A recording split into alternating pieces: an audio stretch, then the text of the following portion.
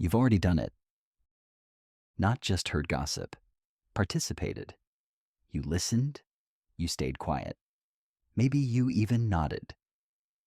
And in that moment, someone who wasn't there to defend themselves lost something they'll never fully get back.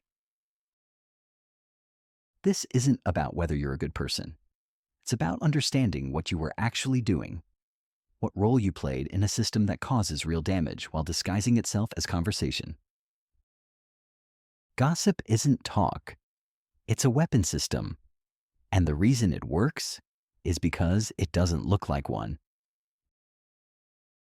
In the next 10 minutes, I'm going to show you the exact architecture, how it recruits you without your awareness, why the person speaking is always describing themselves, and why every bond formed through gossip is already collapsing. By the end, you won't be able to listen the same way again. Start with what gossip actually is. Speech is an exchange. Gossip is an execution. There's an archer, an arrow, and a target who can't defend themselves. The target's absence isn't incidental, it's structural. Gossip only functions when the person can't respond. That's not communication. That's an ambush. We misclassify it as harmless because it mimics everyday conversation. Same tone, same setting, same casual delivery. That disguise is the entire threat. You don't see the violence because it's wearing the costume of normalcy. And here's what makes it a system. It has roles, repeatable steps, and predictable outcomes. Once you see the pattern, you'll recognize it instantly. Look at who's pulling the trigger. The archer is acting from envy and resentment. They feel something missing inside themselves, and gossip lets them raise themselves by lowering you.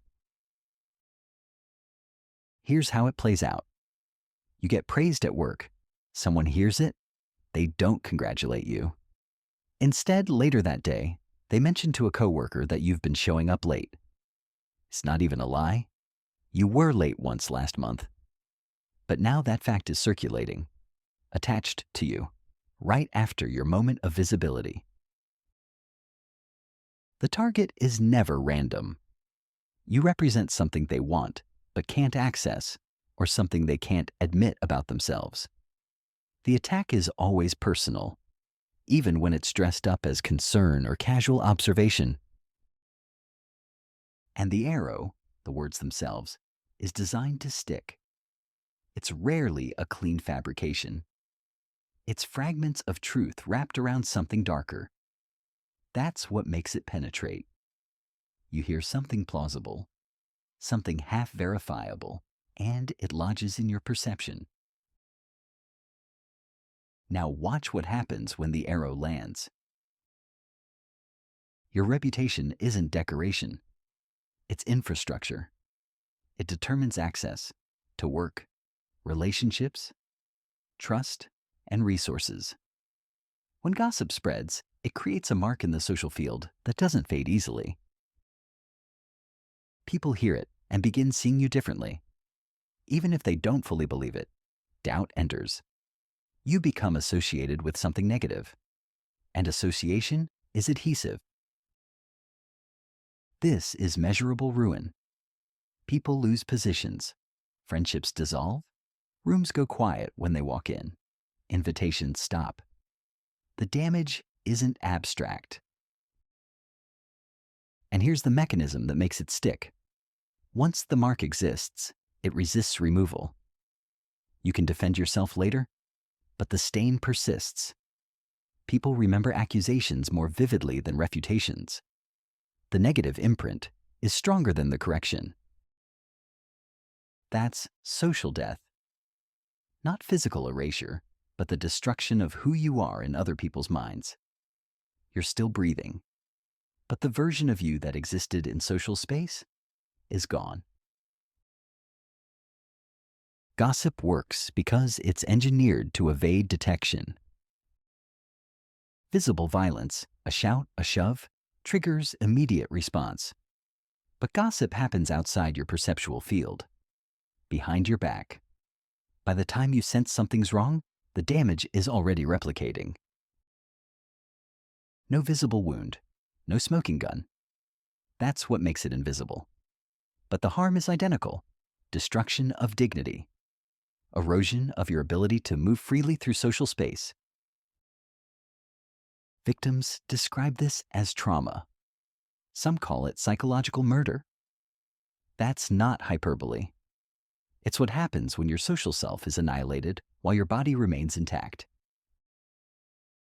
You keep existing, but the person others saw is dead. Gossip doesn't just transmit information, it transforms perception. The target stops being seen as complex. They flatten into a symbol, a representation of something bad. Then the moral layer gets applied. They're not just someone who made a mistake. They're suspect, untrustworthy, other. Once someone is marked this way, normal social protections lift. People feel justified excluding them, interpreting their actions through the worst possible lens, treating them with suspicion. The target becomes acceptable to harm. Watch how fast this happens. One person shares something about someone who's absent. Instantly, that person becomes the one who did that thing. From that point forward, everything they do gets filtered through that single story. This is violation of dignity. The target is stripped of complexity, convicted without evidence, sentenced without trial, all while absent from the room where it happens. And they rarely recover their former standing fully. The mark is highly resistant to reversal. Here's where it inverts. The gossip is never about the target. It's always about the archer. What they accuse you of is what they can't face in themselves. Projection means the archer is transferring repressed guilt or shame onto you. The gossip is their autobiography in disguise. The accusations they launch are actually a wall, something to hide behind. They're describing their own interior while pretending to describe yours.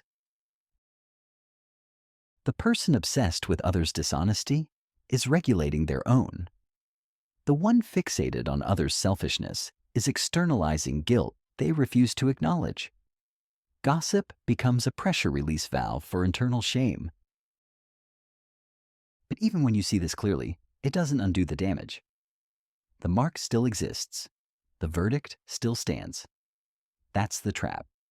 Understanding the mechanism doesn't reverse its effects. You can see through the wall, but everyone else still sees the wall. Now look at the structure gossip creates. It mimics judicial process, but inverted. There's an accuser, a crime, evidence presented, and a verdict reached. But the accused isn't present. You don't hear the charges. You can't cross-examine. You don't even know the trial is happening. This is the fundamental violation. You're denied the right to face your accuser, to examine evidence, to present your side. The process is designed to reach a guilty verdict because the structure guarantees it. A coworker tells another you're difficult to work with. That's the charge. The evidence? You disagreed in a meeting once. The trial happens in the break room. The verdict spreads. You discover it weeks later when projects stop coming your way, when conversations shift when you enter, when your manager's tone changes. And unlike actual judicial process, there's no transparency, no record, no appeal. By the time you realize you've been convicted, the sentence is already being carried out. You're living under judgment you never knew was passed. Now the part that implicates you. If you're listening, you're not observing. You're participating. The listener is being recruited as juror in this fake trial. Your attention validates the process. Your continued presence signals the gossip is legitimate. Your silence signals consent. The gossiper isn't venting to empty air. They are seeking your agreement, your co-signature on the judgment. Slow down here. This is where most people tell themselves they're innocent. When you listen without challenging, without defending the absent person, without walking away, you complete the circuit. You enable the violence. We treat listening as passive. But in gossip, listening is the final action that makes everything else possible. Picture it.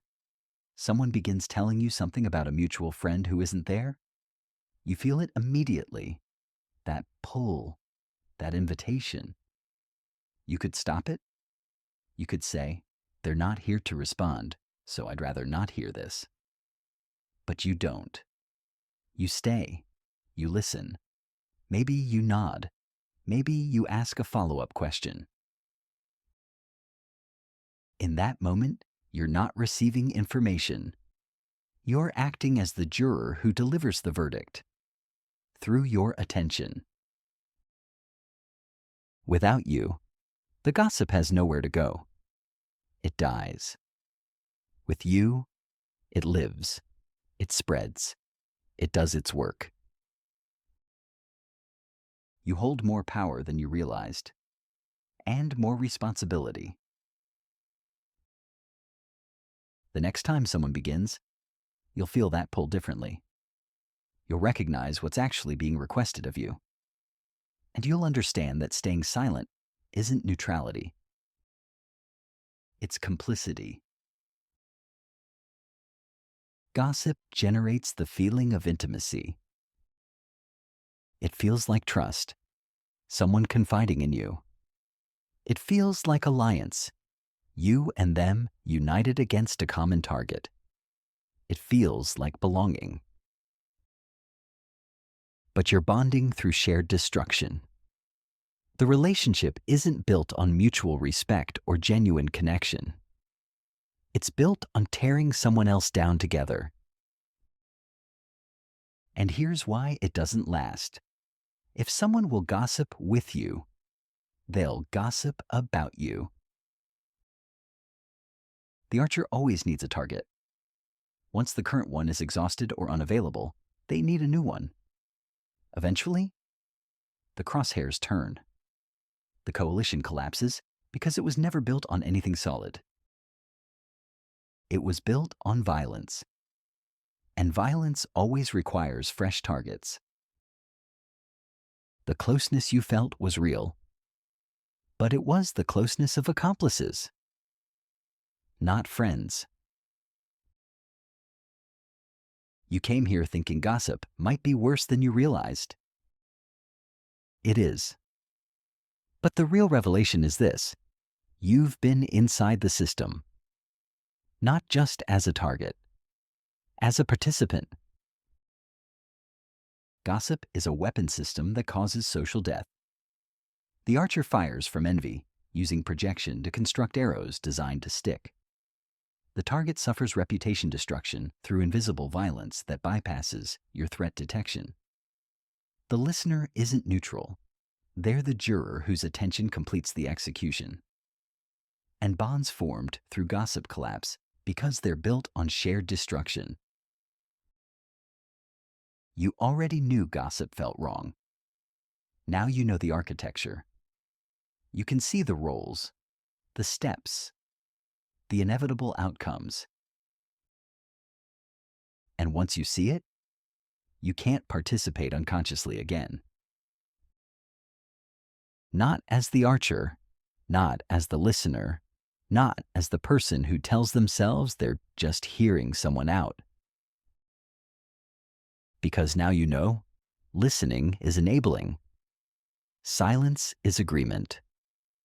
Walking away is always possible. The next time someone begins to gossip, you'll feel it instantly.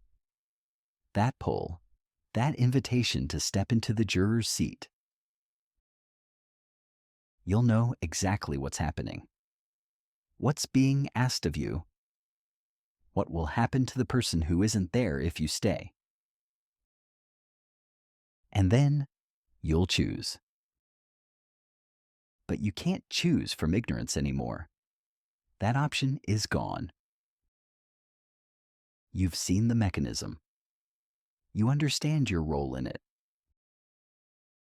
What you do with that knowledge, that's what defines you now.